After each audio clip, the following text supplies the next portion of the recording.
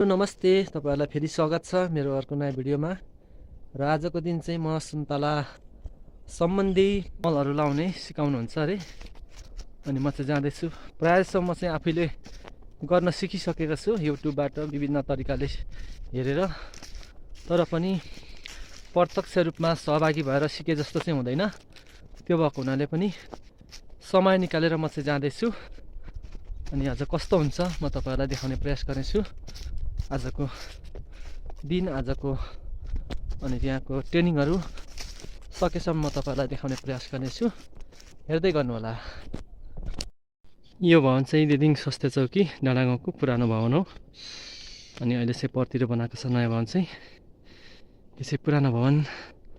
अब यहाँदेखि ओह्रालो लाग्नुपर्नेसम्म चाहिँ डाँडागाउँ यो चाहिँ बीच टोल स्कुलदेखि मुनि पर्छ।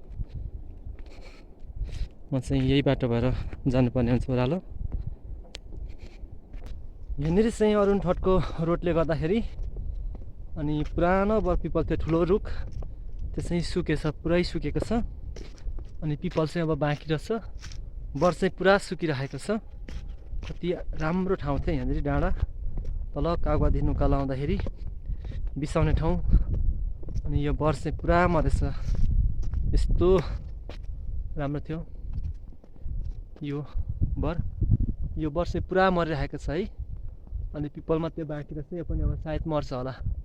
अनि यो अरुण ठटको रोडले गर्दाखेरि चाहिँ अब यस्तो भएको छ। कतिपय कुरा चाहिँ फाइदा पनि भयो भने कतिपय कुरामा चाहिँ अरुण ठटले गर्दा चाहिँ नोक्सान पनि भएको छ धेरै हामी स्थानीयहरूलाई चाहिँ। यसको अब यत्रो 900 मेगावाटको प्रोजेक्ट आयो तर पनि हामीले यसको सही सदुपयोग र फाइदा चाहिँ उठाउन सकिएन स्थानीयहरूले। अब के गर्नु, दुःख लाग्छ।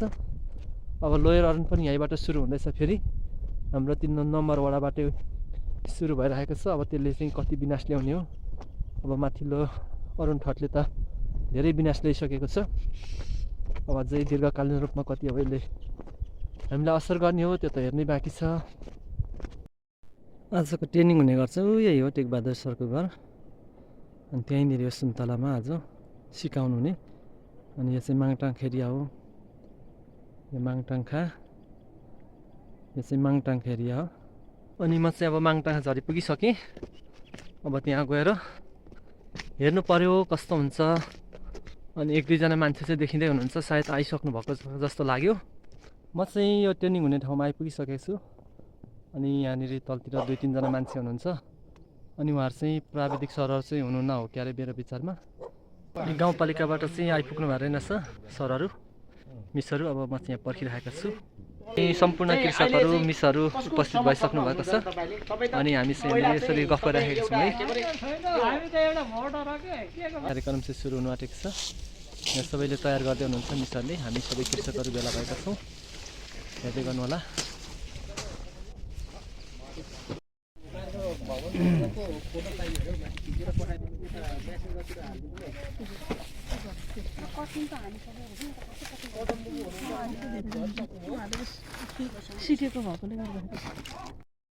यहाँ चाहिँ सिकेचरहरू, कोनिङ सो, निमको तेल, बोडो पेस्ट लिएर आउनु भएको छ मिसहरूले।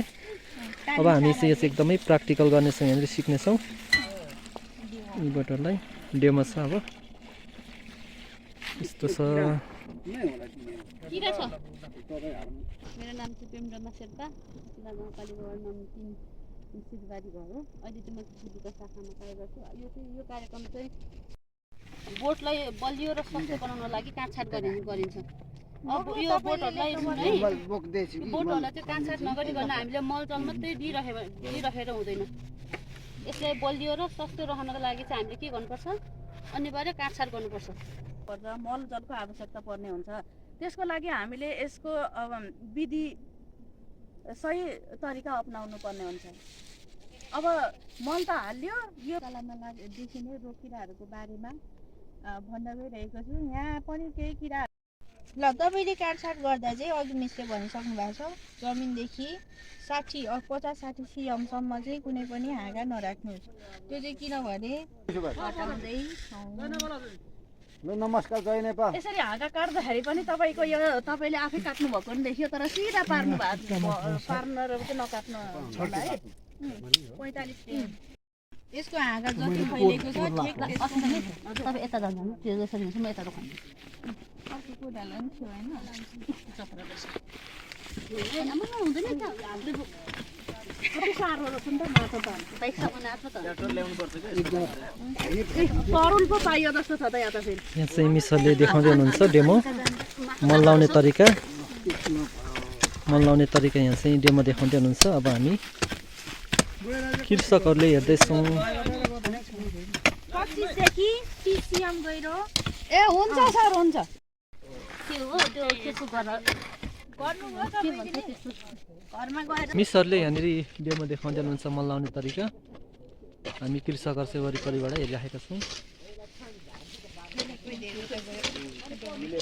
हजुर काट्न ढिलो भयो त्यो चोरहाङ्गै हो तर काट्न ढिलो भयो।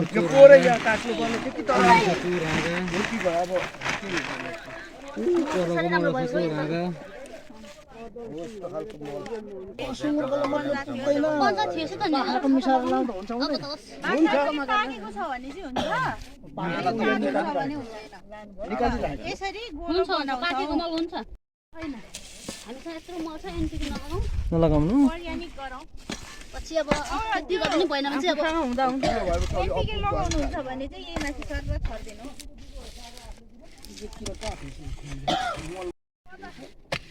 लाग्नु हो भनेर अब जिल्लाउने सफा गर्ने यो चाहिँ हामीले मल लगाइसकेका छौँ अहिले। यहाँ मिसरले छोपिसक्नु त्यो छापो लाउँदै हुनुहुन्छ। यो चाहिँ मल्चिङको काम गर्छ यसले हल्ले गर्ने हरियो हुन्छ नि जुन मल्चिङ। अरे भर्खर यस्तो यसो नलाउनु है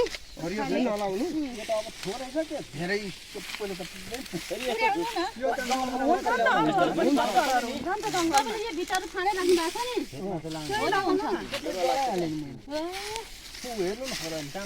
यहाँ चाहिँ फेरि सिँचाइ गर्दै हुनुहुन्छ। मल लगाइसकेपछि छापो लगाइसकेपछि सिँचाइ गर्नुपर्छ यसरी भनेर देखाउनु भयो उहाँले डेमो। पेस्ट गर्नको लागि चाहिँ 1 बाइ 1 मा हैन तपाईले मिश्रण बनाएर पुरै छर्किनु हुन्छ भने चाहिँ 10 भागमा हैन 1 बाइ 10। यहाँ चाहिँ बडो मिक्सर बनाउँदै हुनुहुन्छ। रेडिमेड हो यो चाहिँ एकदम दामी हुन्छ। हामीले बनाएको भन्दा यसै सस्तो राम्रो सजिलो। यहाँ चाहिँ एकदमै यो रेडिमेड बनेरै आइसक्यो बनेर आएको तपाईँले केही गर्नु पर्दैन 1 बाइ बराबर 1 बाइ यो चाहिँ लाउनु पर्ने हुन्छ। हैन यहाँ हालेरै बनाइसकेको छ मैले यहाँ काटेँ नि अघि हौ यहाँ लगाउनु भयो भने तपाईँको यसमा विभिन्न हुन्छ नि जुन फङ्गसहरू भयो ब्याक्टेरियाहरू हो त्यस्तो किसिमको रुखहरू चाहिँ पस्दैन र छिटै निको हुने गर्छ। त्यसैले तपाईँले काटेको ठाउँमा चाहिँ यो पेस्ट नलगाउँदा नि कटिङ गरेपछि चाहिँ अनिवार्य रूपमा यसरी घाउमा चाहिँ यो मलम लगाउनु पर्छ। बुझ्नुभयो? पातलो भयो कि नि भएको छैन त्यो ठिक छ सुक्दाखेरि ठिकै हुन्छ। तपाईँले मिश्रण छर्नुहुन्छ भने चाहिँ अगाडि मिश्रण छरेर अलिक सुकेपछि मात्रै यो लगाउनु होला अथवा 2-3 दिनको फरकमा मात्रै। हामी कृषकहरूले यहाँ चाहिँ अब डेमो गर्दैछौँ मल लगाउनको निम्ति।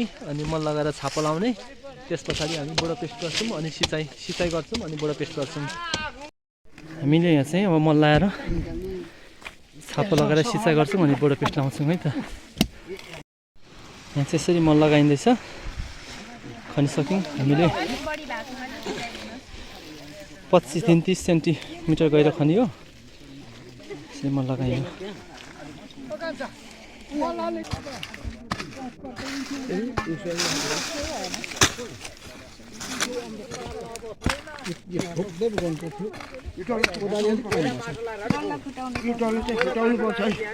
हामीले मल लगाइसक्यौँ अब छापा लाउँछौँ। यहाँ हामीले मल लगाइसक्यौँ र छापो मल्चिङ पनि लगाइसक्यौँ अनि हामी सिँचाइ गर्दैछौँ। छड्के काट्नुहोस् ल त्यसो हुँदाखेरि यहाँ माथिबाट सिधै यसमा पानी परेन है यसलाई काट्नु काट्दिनु यो अलि तल पक्मा चाहिँ यो ए डेढ माथि हुन्छ लु अब यतादेखि हुन्थ्यो अब यहाँभित्र हेर्नु त्यो हुँदिनु यहाँभित्र हेर्नु चोरहाँगा छ कि छैन अघि चोरहाँगा कल फेरि चिनेन भन्दै हुनुहुन्थ्यो यहाँ हेर्नु त यो चोरहाँगा मोटो हर्लकै बढेको हुन्छ पक्नु पक्नु बिस्तारै एउटा हातले गर्नु न ल अरू पनि छ कि हेर्नु त लु दाइ तपाईँ हेर्नुहोस् त चोरहाँगा त त्यस्तो लाग्छ कैँची दिनु यो पनि हो हुन चाहिँ तर यो हजुर त नफ्याक्नु काटिदिनु त्यो यो चाहिँ राख्नु होला नि यो चाहिँ काट्नु काट्नु यसको पात चाहिँ हेर्नु न अरू पनि हेर्नुहोस् यो पनि हो खप्टेको रोगी हाँगा लत्रेको तिनीहरू सबै काट्ने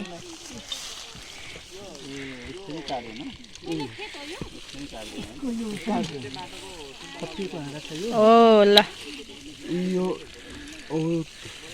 अरू अरू हेर्नुहोस् हेर्नुहोस् यो पनि काट्नु हो यो पनि त्यो हुँदिनु हो त्यसलाई नि काटिदिनु ल यसलाई काट्दिनु बाह्रकुमार दाइ उहाँलाई त्यो काट्दिन्छ भने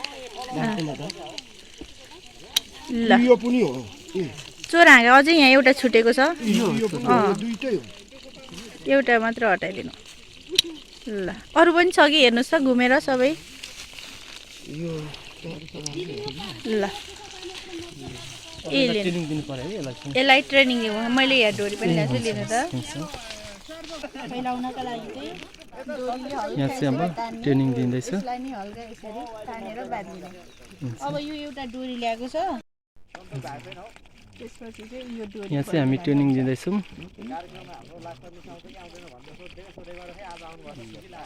अब यहाँनिर के हुन्छ नि गाडेर तान्नु न अलि यता तान्नु है ल यतिकोमा बस्नु त अब तपाईँले यहाँ सबैले आफ्नो आफ्नो ड्युटी गरिराख्नु भएको छ हामी प्र्याक्टिकल गर्दैछौँ यहाँ चाहिँ बडो पेस्ट लगाउँदै हुनुहुन्छ अब हामीले मल लगाइसक्यौँ मल्चिङ छापो मारिसक्यौँ सिँचाइ गरिसक्यौँ ट्रेनिङ पनि हामीले दिइसक्यौँ यसलाई अब हामी चाहिँ यहाँनिर बडो पेस्ट लगाउँदैछौँ काटेको ठाउँहरूमा चाहिँ यहाँ माथि माथि पनि लगाइदिनुहोस् ल काटेको ठाउँमा लगाइदिनु न माथि माथि तपाईँहरूको पनि पानी पुग्यो अगुवा कृषक शुक्र राज सरले पनि यहाँ पुरा बडो पेस्ट लगाउँदै हुनुहुन्छ मुनि चाहिँ एउटा हाँगामा लगाइसक्नुपर्छ यो चाहिँ यो घाउमा लगाएको हो विशेष हजुर अर्को छैन होला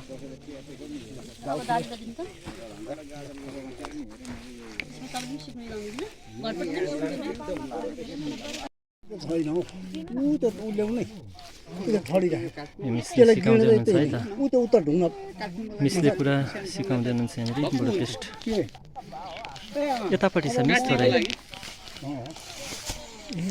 अहिले बार बारिँदैन अनि घोचारै पनि हामीले चाहिँ यहाँ ट्रेनिङ पनि दिइसक्यौँ यहाँ ट्रेनिङ पनि दिइसक्यौँ मैले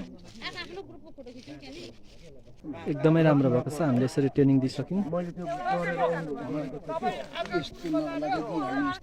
हाम्रो यहाँनिर अब समापन कार्यक्रम हुनु आँटेको छ हामीले आजको प्र्याक्टिकल गरिसक्यौँ तिला गाउँ कार्यपालिका कार्यालय तिला सङ्घसभा सुन्तला जात फलफुल प्रबन्धन कार्यक्रम उन्नत खेती प्रविधि कृषक तालिम आज यो माङचाङखा तिला 3 नम्बर वडाको माङचाङखामा सम्पन्न भएको छ 3 नम्बर वडावासी कृषकहरूलाई चाहिँ एकदमै राहत मिलेको मैले अनुभव गरेको छु र विशेष धन्यवाद छ तिला गाउँपालिकाका जनप्रतिनिधिज्यूहरूले उहाँले यो कार्यक्रम राख्नुभयो यो कार्यक्रमलाई सम्पन्न गर्नको निम्ति तिला गाउँपालिका कृषि शाखाबाट हाम्रो मेमहरू मिसहरू आउनुभयो तपाईँहरूलाई धेरै धेरै धन्यवाद छ हामी यहाँ सिकेको कुराहरू हामी हाम्रो व्यवहारमा उतार्नेछौँ हामी इमान्दारी साथ यो पाएको चिजहरूलाई हामी सदुपयोग गर्नेछौँ जति हामीले यहाँनिर अब टुल्सहरू पाउँदैछौँ यो सम्बन्धी पनि विशेष धन्यवाद छ गाउँपालिकाले हाम्रो निम्ति कृषकहरूको निम्ति यति भए पनि हामीलाई दिनुभएको निम्ति प्रदान गर्नुभएको निम्ति विशेष गाउँपालिका टिमलाई म धन्यवाद दिन चाहन्छु र यो छोटो मेरो भनाइ चाहिँ यहीँ अन्त्य गर्दाखेरि म समय मिसाइदिन चाहन्छु धन्यवाद। यहाँ चाहिँ हामीलाई यहाँ टुलहरू लिएर दिनुभएको छ विषादीहरू वितरण कार्यक्रम भइरहेको छ कृषकहरूलाई यहाँनिर बडो पेस्ट सिकेचर एल्लो ट्र्याप अनि हाते आरा कोनिङ सो यहाँ चाहिँ दिँदै हुनुहुन्छ है। र अहिलेको स्थानीय सरकारलाई त लगभग आफ्नो स्थानीय सरकार आफै चला भनेर पनि एउटा केन्द्रले अब विधानमै लेखिसकेको छ, तर यो चाहिँ अहिले कार्यान्वयनमा बाँकी छ। अब हामी स्थानीय सरकार सञ्चालन ऐन 2074ले स्थानीय सरकार घोषणा गरे पश्चात अब उसले 5-10 वर्ष मात्रै सङ्घ सरकारले हेर्ने हो। त्यहाँबाट त सबै हाम्रो उत्पादन हामी गाउँ सञ्चालन गर्ने, यहाँको हरेक विकासदेखि लिएर अब स्वास्थ्यदेखि लिएर हरेक विषयमा चाहिँ हाम्रो स्थानीय सरकारबाट चाहिँ कर उठाएर गर्नुपर्ने अवस्थाहरू छ। हजुर हाम्रो चाहिँ आजको तालिमको समापन भइसकेको छ। अब हामी चाहिँ घरतिर लाग्नेछौँ।